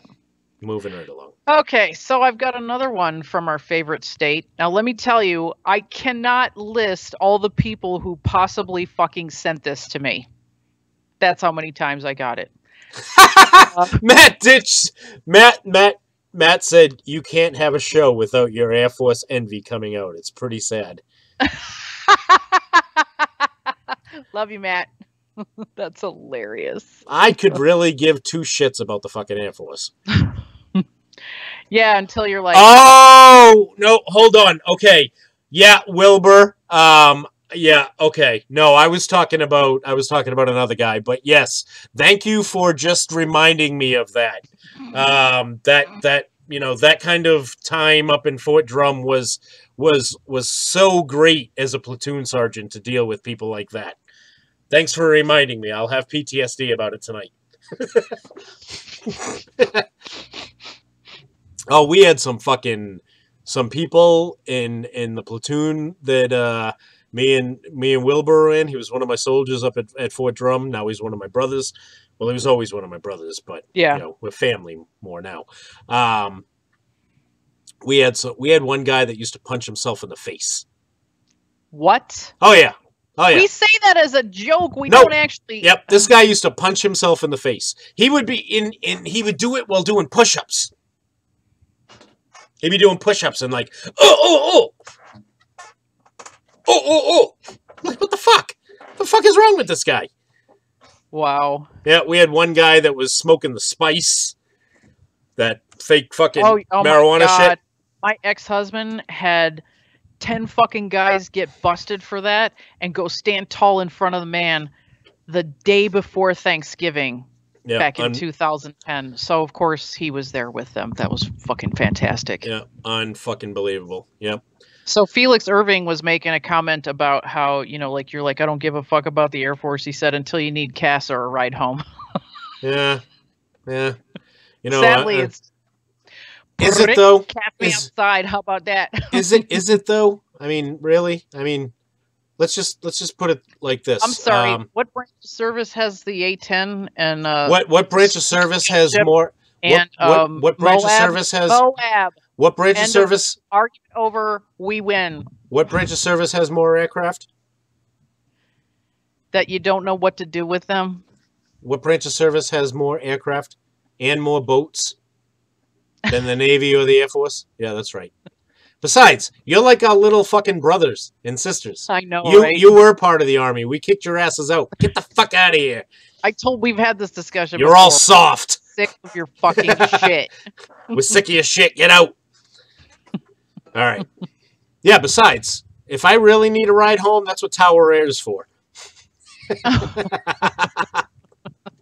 Tower Air, taking soldiers out of combat zones since 1985. All right, anyway, moving right along. Okay, so this article that I got sent to me, one of my coworkers sent it to me. A friend of mine who I used to work with sent this to me. Cindy Cerny sent this to me. Dean Cerny sent this to me. John Whittorf. I mean, there are probably close to 10 people who sent this. Holy shit. It's from our favorite state. First Florida, favorite, not second favorite. Florida, yep. This is fan-fucking-tastic. I hope don't anybody be drinking anything when I read this. Police arrested a Florida woman accused of robbing a postal carrier with a plastic gun while riding a tricycle. Fuck, I have that one too. I got this from close to 10 people. Oh yeah. Collier County deputies were dispatched Sunday night after receiving a call that a woman was pointing a gun at people. Now, this was in between Christmas and New Year's. They found Lita Chrysostomo, I guess is how you say that. Nah, who cares? 52, riding a tricycle while holding a black and silver gun, according to WBBH. She dropped the gun when deputies ordered her to do so and put her hands behind her back. Well, at least she's not completely stupid. Police said Chrysostomos told them she was God and that voices in her head were ordering her to do things. You know they make medications for that. The gun was plastic, police said. One victim told investigators that Chrysostomo pointed the gun at a postal carrier and forced him to get out of his truck. He handed her a package from the back. Chrysostomo then rode off on the tricycle after taking it. Guessing she probably Dean, was not. Dean Cerny just said Angry Orchard burns when it leaves your nose. I told you not to drink while I was reading this. Whew, the package was eventually returned to the mail carrier. Police arrested the woman for armed robbery and aggravated assault with a deadly weapon. I want to know which one of those personalities is going to stand trial. Now, you know, she actually picked a great time of year to be going after mail carriers. It was right around the holidays. You know, there's no telling what she could have got. She could have gotten some woman's new pink buddy. She could have gotten, who knows, what else is a good Christmas gift that you wanted this year that maybe you missed out. I mean, she could have gotten a vacuum, which would have been really stupid, but she had pretty good choice of packages there. Yeah. Frank Urban says, I bought a Nerf pistol. I shoot my kids when they act up. You know, that really does sound like my style of parenting. Yeah, Lee Colvin says, as a postal carrier, that lady's that lady's lucky she didn't get shot. Yeah, right. That shit was crazy. And that brings us to our next story from Oklahoma City. Oh, shit. Where a man that was so upset after not receiving hot sauce he wanted fired several shots through a drive-thru window at Taco Bell. Early Monday morning, the man pulled up to the window at the Oklahoma City drive-thru and yelled at employees that they had forgot his taco sauce. KOCO reports the man then pulled out a semi-automatic handgun and began firing, sending employees into the back of the restaurant where they locked themselves into a bathroom.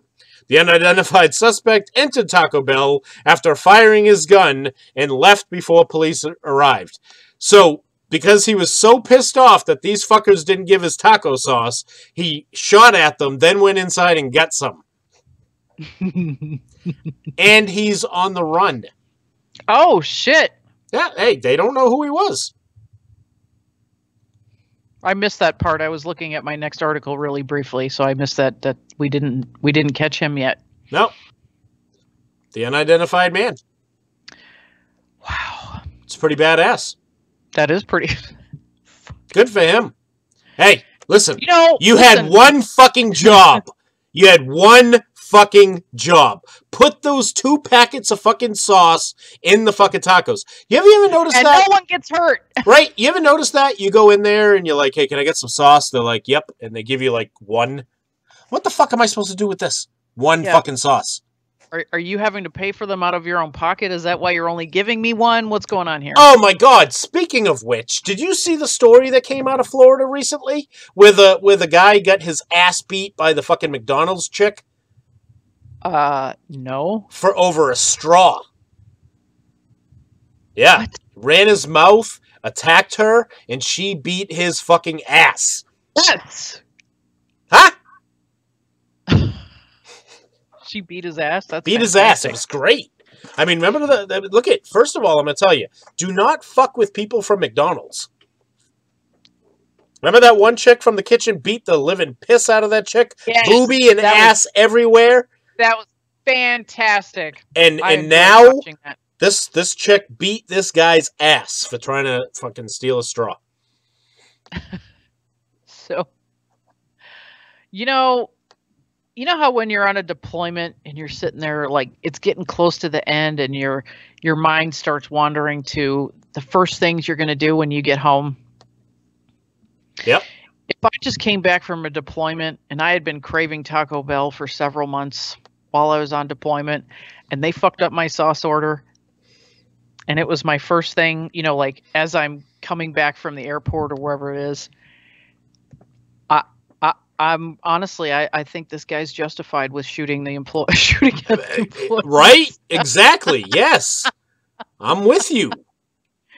Did you ever do that, though? You come home and you're like on the way home from getting picked up from the deployment and you're like, oh, stop it. Whatever fast food restaurant you're driving by that you've been craving for 3 months or whatever. Yeah, kind of. Yeah, they fucked up the order. That's when you pull out the, listen, I have been in fucking Afghanistan for the last fucking 6 months. All I wanted was a fucking taco. And you couldn't give me some fucking sauce. Bam, bam, bam, bam, kill shot. No. Yeah, me at Taco Cabana, which, oh, I fucking love that place. Taco Cabana. I said with extra sour cream, you fucking bitches. You can't get that shit in the Middle East. I'd be standing there in uniform fucking cussing them out, too. Hey, they had one fucking job. One job. You're not getting $15 an hour, you tard. Yep. Can't even give people fucking taco sauce.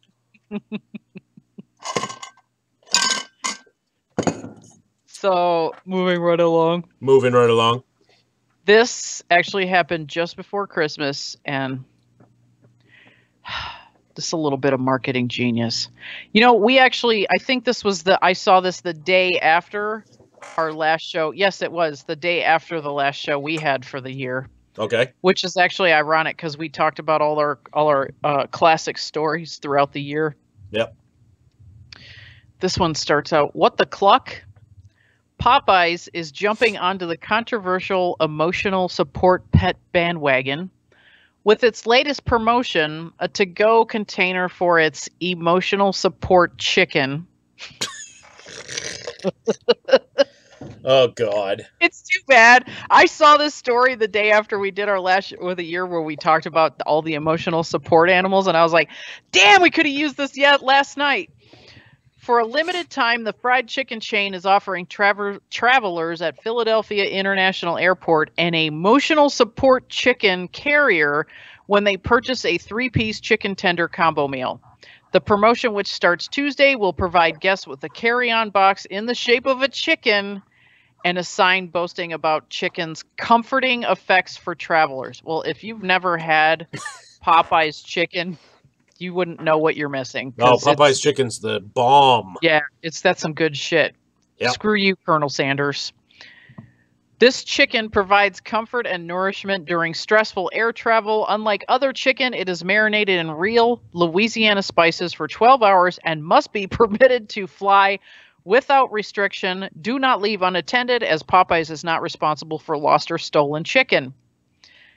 The fast food chain said in a statement that the carrier was a gesture designed to bring holiday travelers some needed humor to what is one of the most stressful places to be during the holidays, which is the airport. And God, that is the God's honest truth. Yep. This year has been rife with emotional support pet controversies, so much so that airlines have begun issuing regulations for what pets could and could not be considered emotional support animals. Luckily, not a peacock. It's not a peacock or a gerbil. Might have to flush the gerbil down the toilet, or a fish. Same thing. Luckily, unlike other fowl, this chicken has been permitted to fly on all major carriers. Listen, if you guys need to know what marketing genius looks like, this is fucking it. Right here. Yep. I love this. I'm posting an article. You guys can click the link and you can see the size and the shape of the box. Fuck. Are you going to post the article right now? Yeah, why? How about post it? Oh, did you already? Yeah, I can Okay. delete it. No, it's all right. It's all right. I kind of I kind of want everybody to open up the story to look at the image of the individual in which I'm about to start talking about. Okay. Here it is. Says I got an emotional support dust bunny. Okay, I just put the link in there.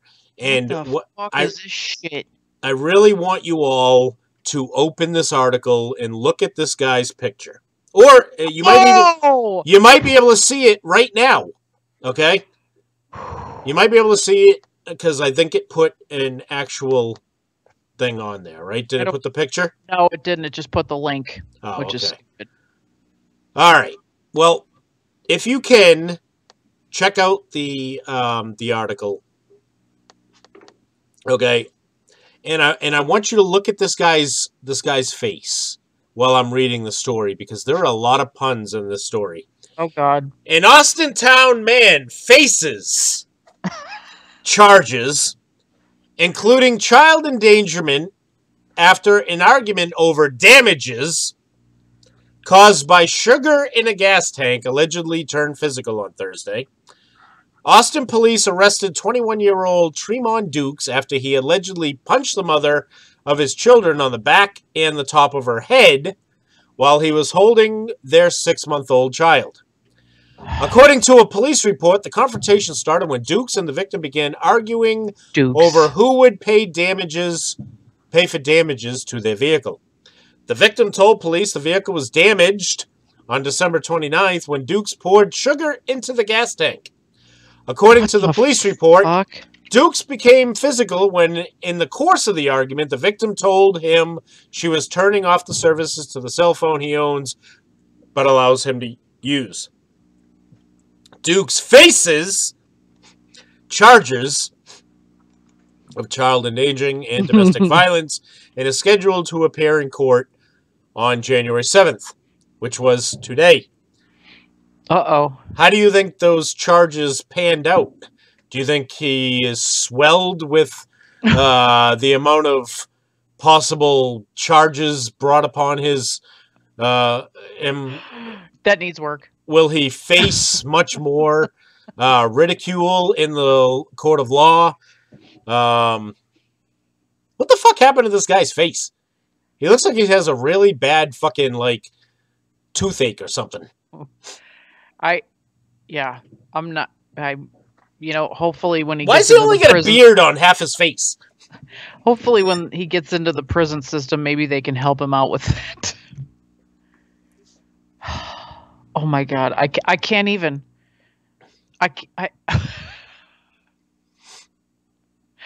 So Dean Cerny said something and it made me think of a movie, The Elephant Man. You remember that? Oh yeah. Yeah. That's exactly what I was like. Yeah, that's what I was thinking too. Oh shit. All right, moving right along. Moving right along. Give me just a second. Let me get to my next story. Oh, so do you remember the most controversial song for the month of December? Baby, it's cold outside? Yes, it was. So a Kentucky radio station did not turn a cold shoulder to a classic Christmas song that has been receiving heated criticism. I almost feel like I'm reading about the heat miser. WAKY held a 2-hour marathon playing the 1944 hit Baby It's Cold Outside and 4 other versions of the song, defiantly bucking the trend of radio stations that have been pulling the tune from their playlists because of claims the song normalizes date rape. I'm not sure why it's controversial, Joe Friedel, the director of program for... I know, because it's not. Because it's not, just because... he said, we played this song for years. You know, this song is older than WAKY is. Last month, a Cleveland radio station removed the song from its playlist, saying that its lyrics may not be appropriate, particularly since the hashtag MeToo movement began, or as Bulldog likes to call it, the Pound Me Too movement. That's what that is. It's a pound sign. We're going to hell. Pound Me Too. Be a good time. At least we'll be there together. Yep. We really need to think about the impact the songs have. Not just Baby It's Cold Outside, but numerous songs that we decide to play on the radio, says Amy Turner, the director of sexual assault services at the Center for Women and Families. The song, written by Frank, I think it's Lozer, is how you say his name, includes lyrics normally sung by a woman, included saying, "Say what's in this drink and I simply must go," followed by the woman singing, "The answer is no." Whatever. While Friedel said he supports that Pound Me Too movement, he is puzzled. He is puzzled as to why Baby It's Cold Outside has been the target of criticism. The song is not about that. All it is a dialogue between a man and a woman, and at the end of the song, you hear them harmonize together, so they're basically agreeing. It's just a fun way of saying, hey, this is our vote for that song. It's a fun song. It's romantic. Please don't pick on it. 2 hours. You know, that song is not offensive to me. Nope. But I think listening to it for 2 hours might have been a little overkill. Now, I don't know exactly where this place broadcasts out of, because I'm curious if it's close enough to the Ohio border that the offended Ohioans might have heard it.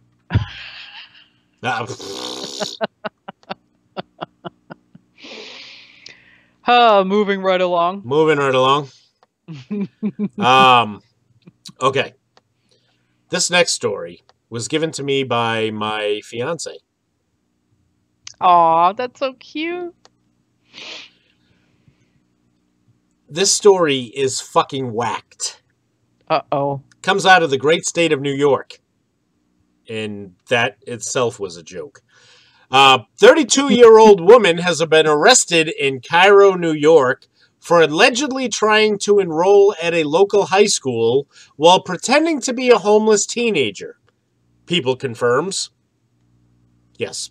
Joelle Rowell, a senior investigator with Greene County Sheriff's Office, tells People Michael Ann Goodrich was arrested December 28th and charged with offering felony false information for filing felony falsifying business records and misdemeanor criminal trespassing. Say that 5 times fast. I know. I was like, wow, that sounds really hard to read. You're actually hanging in there like a champ. Yeah, she was sent to Greene County Jail, says Rowell. Goodrich allegedly tried to use the name Riley Madison, because that's a cool 15-year-old name, and claimed she was 15 years old, says Rowell. Wait a minute. Where was this exactly? Cairo, New York.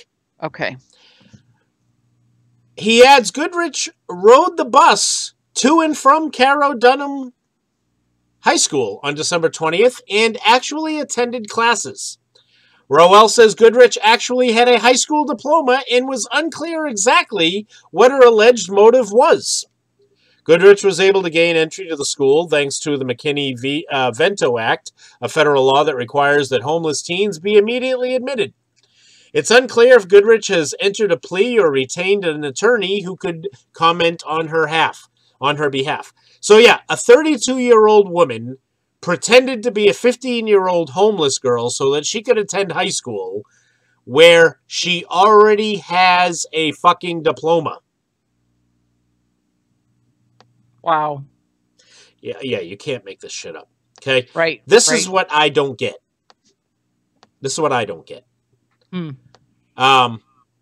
Was she like trying to get a jump on the whole fucking teacher thing? Was she like, hold my beer. If I'm a student and I'm sleeping with the student, then it's not the same? Maybe. I don't know, but that's some fucking crazy shit. Seriously. Who? 32 years old. Let's go to high school. Why? Well, so okay.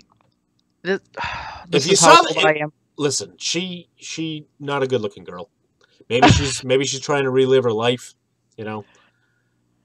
Wasn't Drew Barrymore in a movie like that? Yes. Actually, yeah. Yeah, well, I don't remember what that was called. I don't either. No, Nick, I don't know if it's from the same school, but yeah. That's fucking stupid. When you get here to hell, bull balls, your new job is enema specialist. All right, Jeff Jebby, fuck you calling me bull balls. Aren't you a grown adult? Maybe you should start going by Jeff. I could fuck with you too. All right, anyway, moving right along. A Connecticut landscaper who attracted his colleague by smearing himself in syrup has been arrested and accused of secretly recording sex with her inside a client's home.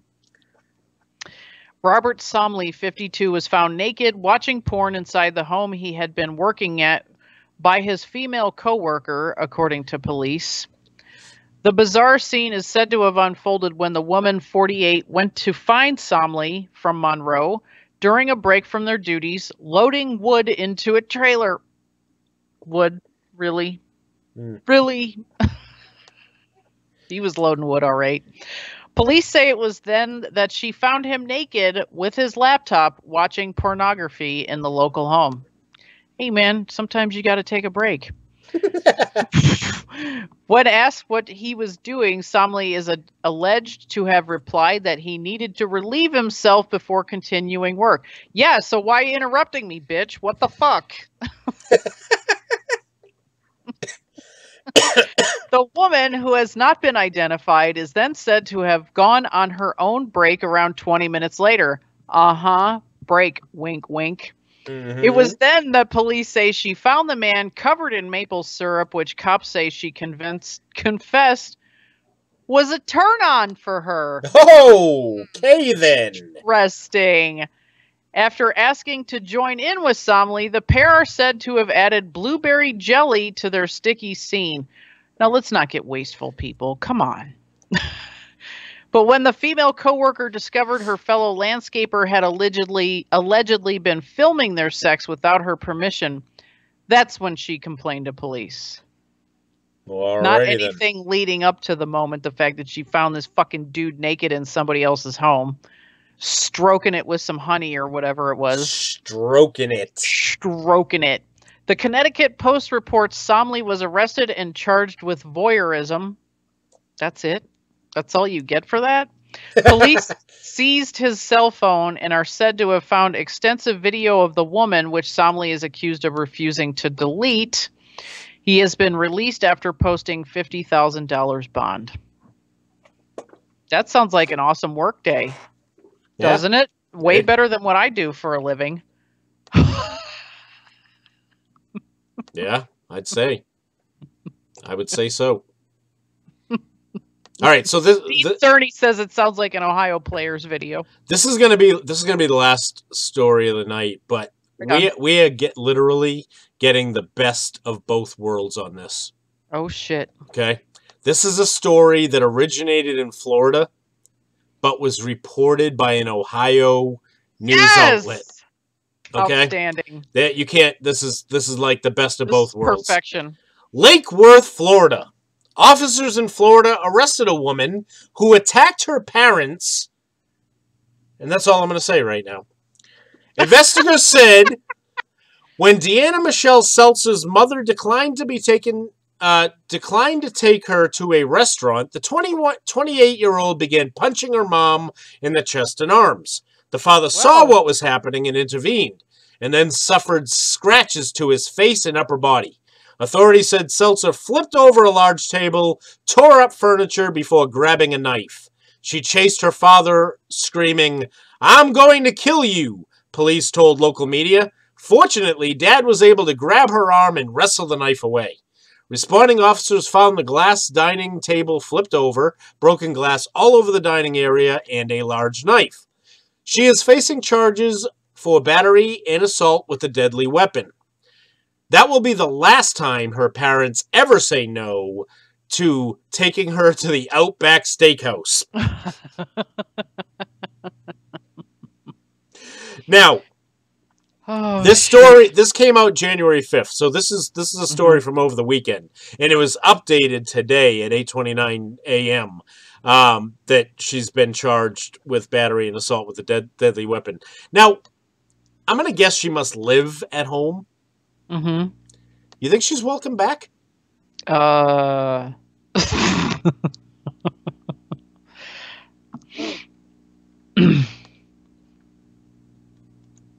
No, you don't think so? No. I'm sorry. I thought we were being stupid. I was like, didn't really require an answer because No, she's was not the only welcome. required answer. She's not welcome back there. Nope. Probably. Nope. Nope. Just gonna throw that out there. All right, so this brings us to the end of the first show of 2019. I want to start by thanking you all for tuning in tonight. It was rough getting all this together, considering that I've been having computer problems. Judy had the issue with Skype. I'm gonna have to update mine now, I guess. So we're definitely gonna have to figure some shit out. That's so annoying. It is. I don't know why they gotta play fucking stupid games with shit. Also, my phone, the phone number is about to expire, so that's why we didn't have the phone lines open tonight. But everybody, listen, please show some love to our sponsors.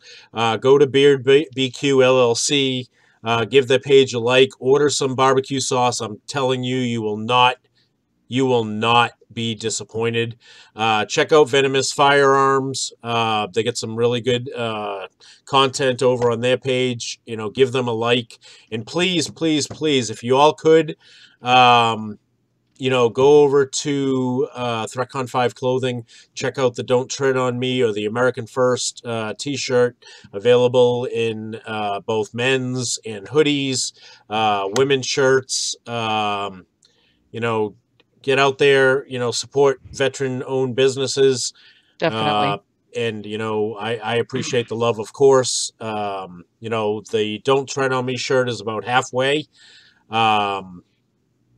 to closing that one out, and we're about an eighth of the way, maybe a little bit more on the American First. But, then fucking fix it, damn it, Sergeant First Class Cosder. What the fuck's that supposed to mean? Oh, probably talking about your computer, you big. Oh yeah, girl. I'm trying. I got a computer guy helping me out. It's not something that I'm, happy about. I thought it was going to be straight, and then stupid shit, and but yeah, everybody, please, show some love to our sponsors. We'll be back here next Monday, and if there's things you want us to talk about, please go ahead and. Thanks, Frank. I appreciate it, brother. Yeah. Thank you. Yeah, he just said he ordered both. Yep. So that is it. We'll see you all next week. Hopefully, we won't have any hesitations in the openings, because that was really fucking annoying. I figured the workaround to be able to have the song that we used to play in the opening, and we weren't able to hear it because it kept stuttering, and it's really fucking annoying. Yeah, we miss our song too. Yeah, we definitely miss our song. But everybody, thanks for tuning in. I'm Bulldog. That's Judy, and we appreciate you all, and we'll see you all next Monday night.